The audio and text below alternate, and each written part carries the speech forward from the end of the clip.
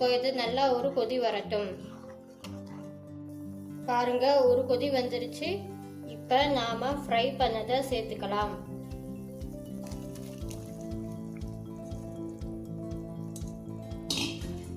சேர்த்துட்டு நல்லா கலந்து விட்டுக்கோங்க.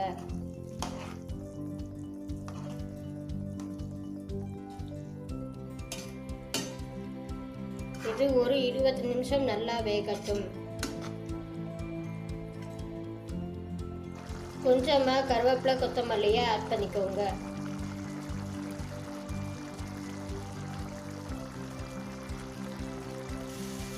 பாருங்க, கஜலி கறி ரெடி ஆயிடுச்சு. சாப்பிட்டு பாருங்க, டேஸ்ட் நல்லா சூப்பராக இருக்கும்.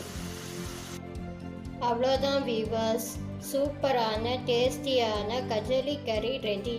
இந்த டிஷ்ஷை உங்கள் வீட்டில்